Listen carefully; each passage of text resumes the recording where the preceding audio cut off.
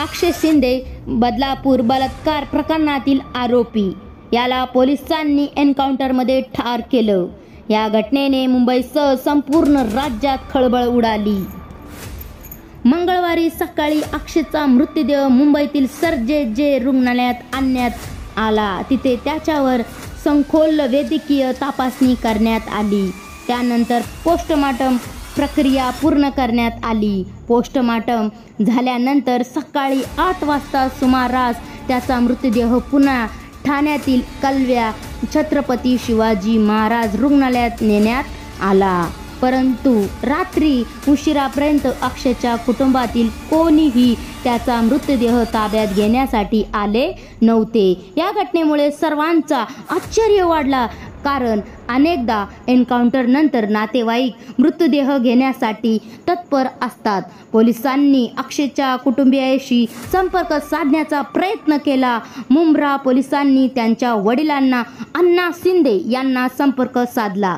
या संदर्भात वरिष्ठ पोलीस निरीक्षक अनिल शिंदे यांनी माहिती दिली की अक्षयच्या कुटुंबियांनी मृतदेह ताब्यात घेण्यासाठी बुधवारी येणार असल्याचे सांगितले। त्यामुळे बुधवारी सकाळी अक्षयचा मृतदेह कुटुंबियाकडे सुपूर्द करण्याची प्रक्रिया पूर्ण होणार होती। मात्र कुटुंबाकडून होणारा हा विलंब अनेकांच्या मनात प्रश्न निर्माण करत होता।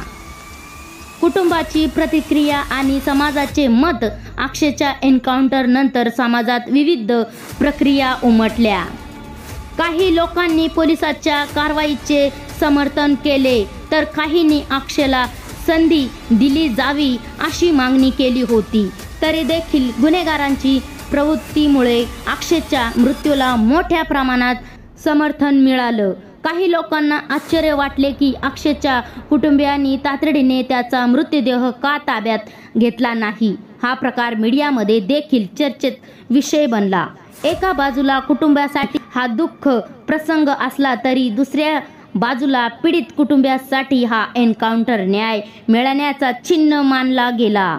पोस्टमार्टमचा अहवाल आणि पुढील प्रक्रिया। अक्षयच्या पोस्टमार्टम नंतर पुढील तपासणीसाठी पोलिसांकडून सर्व आवश्यक कागदपत्रे तयार करण्यात आली होती। मीडियाच्या माहितीनुसार पोस्टमार्टममध्ये अक्षयच्या मृतदेहाचे कारण गोळी लागल्यामुळे झालेली रक्तस्राव होती। पोलिसांनी आत्मरक्षणासाठी गोळीबार केल्याचे सांगण्यात आले होते, ज्यामुळे अक्षयचा मृत्यू झाला। अखेर बुधवारी सकाळी अक्षयचा मृतदेह त्याच्या वडिलांकडे सुपूर्द करण्यात आला। मृतदेहाच्या ताब्यात घेतल्यानंतर कुटुंबियांनी त्याची अंतिम संस्कार करण्याची तयारी केली।